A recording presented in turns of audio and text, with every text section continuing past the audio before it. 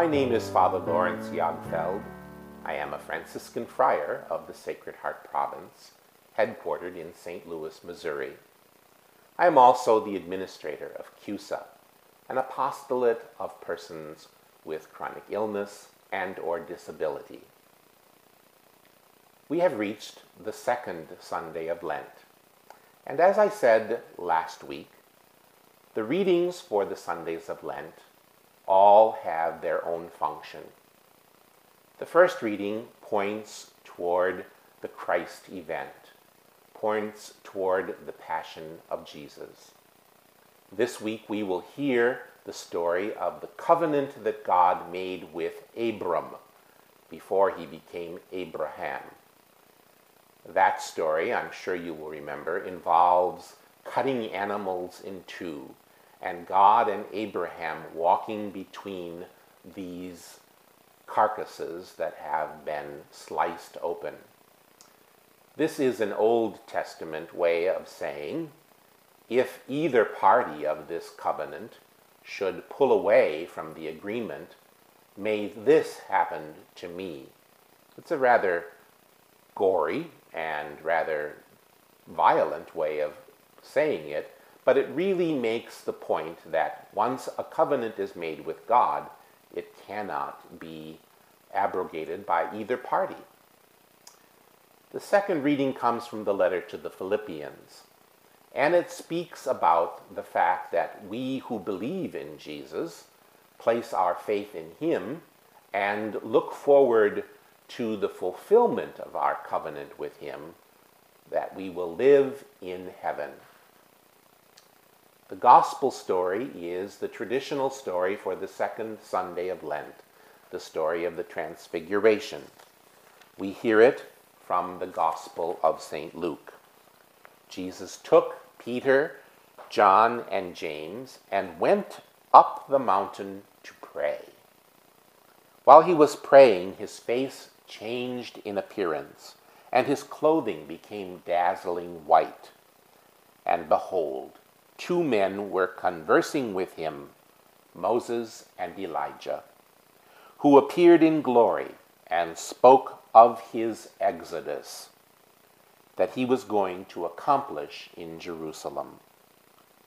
Peter and his companions have been overcome by sleep, but becoming fully awake, they saw his glory and the two men standing with him.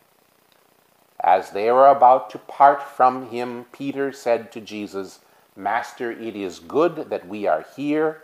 Let us make 3 tents, one for you, one for Moses, and one for Elijah." But he did not know what he was saying while he was speaking. A cloud came and cast a shadow over them, and they became frightened when they entered the cloud. Then from the cloud came a voice that said, "This is my chosen Son, listen to him."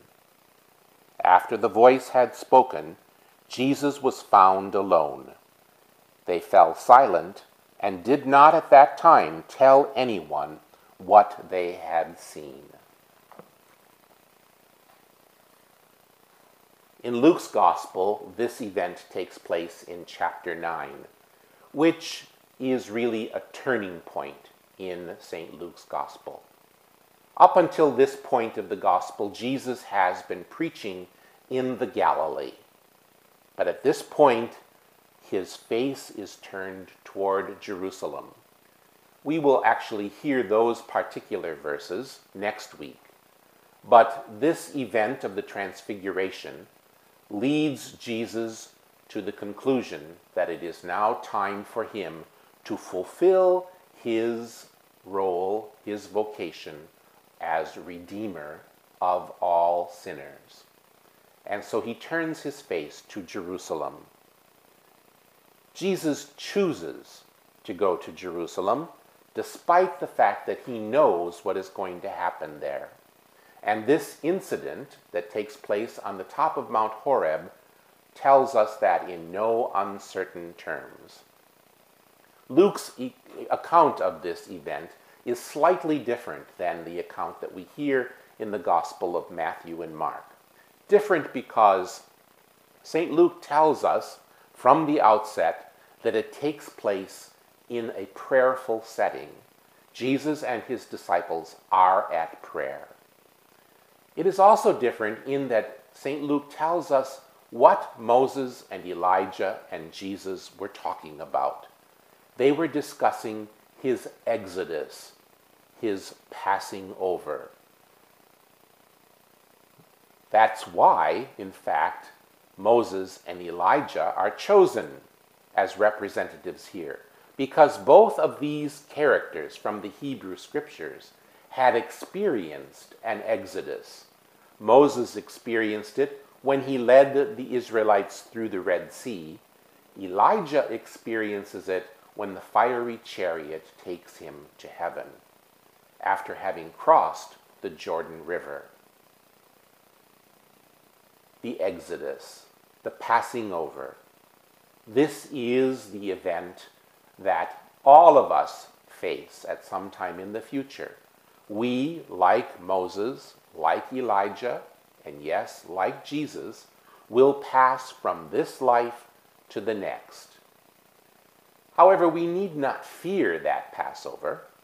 We need not be afraid of it if we remember that we are in a covenant relationship with God. Just as Abram was in a covenant relationship, just as St. Paul writes to the Philippians about how they are in a covenant relationship because of their baptism, so too we are in a covenant relationship with Jesus. A covenant that is sealed in his body and his blood, offered up for us on the cross, and which we receive each and every time we go to the Eucharistic table. As we worship this particular Sunday, the second Sunday of Lent, we do so mindful of not only Jesus' passing over, but ours as well. And we prepare ourselves for it by participating in the body and blood of Jesus. Like the Israelites of old, we too are destined to pass over into the promised land. For more information about CUSA, please go to our website at www.cusan.org.